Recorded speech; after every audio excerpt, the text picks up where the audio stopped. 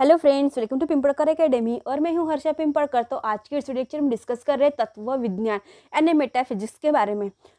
पहले video lecture में हमने डिस्कस किया था कि दर्शन शास्त्र की शाखाएं कौन सी है, ब्रांचेस ऑफ फिलोसॉफी कौन सी है, और उसमें हमने डिस्कस किया था कि फर्स्ट ब्रांचेस कौन सी है, वो है तत्व विज्ञान यानी मेटाफिजिक्स और एंटोलॉजी की ये बात करते थे। इस वीडियो लेक्चर में हम फर्स्ट जो ब्रांचेस है वही लेकर आए हैं फ्रेंड्स। तो चलिए देखते हैं।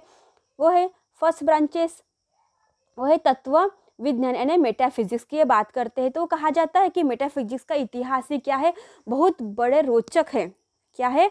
बहुत बड़ा रोचक इतिहास है इसके बारे में। तो इसका सर्वप्रथम प्रयोग किसने किया? तो हमारे एरिस्टोटल यानी अरुस्सु जी ने किया था। और इनके ग्रंथ के जो संपादक थे वो थे एंड्रोनिकस।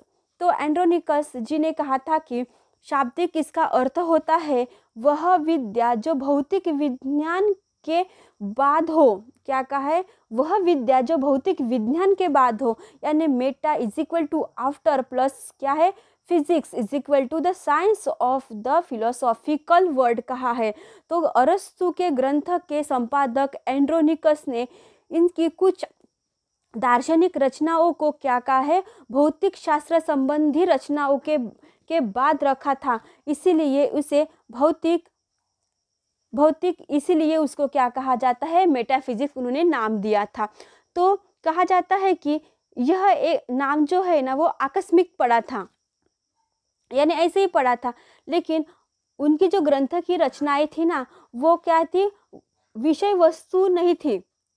ठीक है, वो क्या नहीं थी, विषय वस्तु नहीं थी। तो उनकी बल्कि संग्रह में उनके विशेष स्थान से थी। क्या कहा है हमने कि उनकी जो ग्रंथ की रचनाएं जो नाम पड़ा है मेटाफिजिक्स, वो की वस्तु की तरह नहीं पड़ा है। तो वो विशेष स्थान के यानी उस संग्रह में उनके विशेष स्थान के कारण हमने मेटाफिजिक्स नाम रखा है। ऐसा उनका एक महत्वपूर्ण रोचक इतिहास थे। तो हमारे अरस्तु जी कहते हैं कि प्राथमिक दार्शनिक यानी फर्स्ट फिलोसॉफी उन्होंने रखा था। उसमें उन्होंने विश्व के प्राथमिक सिद्धांतों के बारे में फर्स्ट प्रिंसिपल्स का उन्होंने विवेचन किया था। आगे चलकर मेटाफिजिक्स शब्द फिर क्या हो गया, रूढ़ हो गया। अभी हमको क्या अच्छा लगता है कि मेटाफिजिक्स शब्द हमने यहाँ पे रख दिया।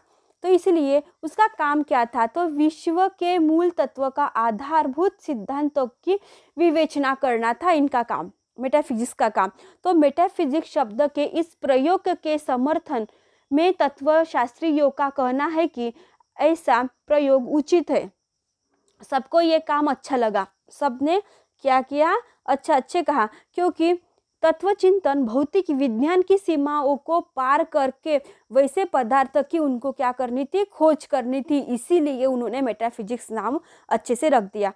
जो भौतिक जगत के कारण स्वरूप है, क्या है, भौतिक जगत के कारण स्वरूप है, भौतिक विज्ञान है, भौतिक जगत है की व्याख्या तक सीमित करता है ये। इसीलिए जबकि तत्व विज्ञान इनकी यह में बैठकर यह सत्य का अनुसंधान करना था जो जगत का आधार हो। इनको यही मानना था कि जो भी हो वो क्या हो, सत्य का अनुसंधान करने वाला हो। इसीलिए उन्होंने इस जगत का क्या है, आधार करता है। तो मेटाफिजिक्स के लिए एंटोलॉजी शब्द का भी प्रयोग किया जाता है, ऐसे कहा जाता है। तो एंटोलॉजी शब्द को किसने सर्वप्रथम माना था, तो वो है सी उल्फ। 1741 में जर्मन शास्त्रज्ञ थे ये, उन्होंने सर्वप्रथम एंटोलॉजी का प्रयोग किया था।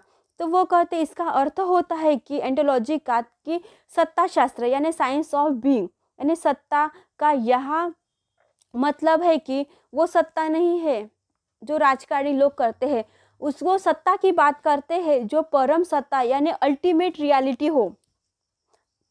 कोई मेटाफिजिक्स को एंटोलॉजी में भेद करते हैं, परंतु आजकल इन दोनों शब्दों का व्यावहारिक दर्शन में मुख्य क्या कहा जाता है, व्यवहार में ये लाया जाता है। इसीलिए आचार्य एक अर्थ में ये क्या करते हैं, इन दोनों का प्रयोग आजकल करते हैं। तो इस वीडियो लेक्चर में हमने डिस्कस किया कि हमारी फर्स्ट शाखा यानी ब्रांचेस ऑफ फिलोसॉफी में मेटाफिजिक्स तत्वज्ञान ये महत्वपूर्ण है। किसने किया था? पहला प्रयोग तो अरस्तु जी ने किया था। और उनके जो ग्रंथ के संपादक थे एंड्रोनिकस, उन्होंने ये महत्वपूर्ण इनकी शाखाओं के बारे में हमें डिस्कस किया था। तो इस वीडियो लेक्चर में बस इतना ही friends. Thank you for watching my video friends. हमारे यूट्यूब चैनल को ज़्यादा से ज़्यादा लाइक करें, शेयर करें और सब्सक्राइब करना ना भूलें फ्रेंड्स। और अच्छी से वीडियो में लेकर आने वाली हूँ। और तो थैंक यू फॉर वॉचिंग।